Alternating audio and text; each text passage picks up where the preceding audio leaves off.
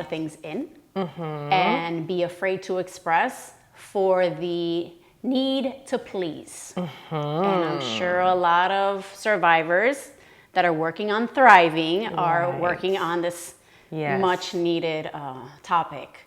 So diving into this one thing that we struggle with on a daily basis, because when we want to please, at least from my end and from the survivors that I've spoken to, it's hard to be honest and kind at the same time and let people know where we stand with confidence and knowing, be grounded in what we want to say and how we should say it. So if you can talk a little bit about this hot topic. It's a good one. Honestly, the first thing that came to mind was there's this book called Boundaries by John Townsend. And I'm pretty sure it's in this book. What I loved was that he kept saying, test it in a safe environment, right? Because that's a big step. And especially if you're talking about a relationship that's already not healthy. Right. So how do you start building confidence in being able to vocalize your needs, your wants, your thoughts, right? Yeah. And you have to start where it feels safe to start. Correct. That could be a cashier, right? Yes. Where you're just saying, no, I didn't want that. Can you please take that back, right? And then it could also be a coworker that you feel is safe, where you can just start learning how to communicate your thoughts and your feelings appropriately for the situation. Because it could go so much deeper, but I would start there. Okay. Does that make sense? Okay. So first step is make sure you're in a safe environment. Obviously, we're talking to survivors. Now, there are some that are victims that are still in this abusive relationship. A word of caution, you need to be extremely careful because the partner that you're still with who is abusive is very volatile and controlling and manipulative. Right. So we don't know if by expressing ourselves, it will exacerbate the situation. So this is coming from a place where you are already starting to heal and you are wanting to improve your communication skills with your family and friends that are helping you through this difficult time. Right. Because one of the patterns I definitely see, if somebody is in a toxic relationship, more often than not, they saw it imitated somewhere else, likely their family, right? So even though there's a loving relationship with family and there's maybe a loyalty that comes with family, they're not always the right person to talk to. That is true.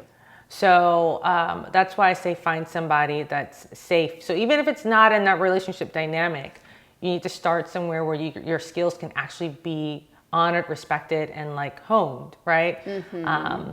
Because your environment matters. And if there's somebody out there who is not for you or your growth, or they're still working on their own stuff, it's very discouraging to take that step and be so vulnerable. So make sure you are aware of that, who you want to be the first person that you express a thought to, or maybe you see somebody that models such great communication, and you can start there. It could be somebody at your church. I really love the way you talk to them. Can I watch you? Do you have any tips? Can we practice together? Whatever that is for you, be open to allowing God to lead you to something like that, because it might be the one thing that ends up being incredibly impactful. I love that. Yeah, finding someone that you look up to and being forthcoming. Can you help me out with this? Yeah. All right. Can we do... okay, so we have a game towards the end of this episode, but we're not there yet. Okay. And I just kind of spontaneously wanted to do a little quick communication exercise that maybe you use with a couple, but could we use it with just me and you, bouncing off of each other, if we can come up with a scenario or a situation, like a little conflict, a hurdle, and then you say something, I say something back. Yeah. Okay. So I'll lead in with this. One of the biggest issues that couples have is they start their conversation with a harsh startup. Do you know what a harsh startup is? You maybe using or I can't stand this or something like where the emotion You is like, never wash the dishes. I always have to pick up the kids, right? Like it's because of you that we're in this situation. Like that is a harsh startup, and it often triggers people. So either your partner's going to walk away, they're done listening to it, or now you guys are in a screaming match. Right? Pretty much, yeah. That sounds like I've done that before. I think we all have. Yeah. And people have done that to me too. So you have to be aware of how you're going to start it. So you would want to start it with a soft startup. So we can start some if you want to have a little. Okay, so let's say I'm bothered by, I don't know, let me think really quick. I'm bothered by that you always see, there goes, oh, I just caught myself. Because I'm trying to create a scenario of conflict, but I just started thinking, oh, she always does something. But in reality, that may not be true. I mean, realistically, that's not true. We don't always do this one thing, right? I mean, the whole point of this is going to be awareness, right? Yes. Because it gives you another way to talk about something that needs to be talked about. Correct. Right? Correct. Okay. All right. So we go to church together, right? And scenario, which this is not like realistically the case, but I'm just kind of coming up with something. Let's say that we meet at church, but you come in late and I wait for you. So we're 5 minutes in. Okay. And in order for us to be together, of course, I want to wait for you so we can sit together and whatever, and then have lunch later after service. Now I have to address the situation because I want to get there on time, right? Okay. And most of the time you do show up 5 minutes late. And I want to make sure that I'm there on time.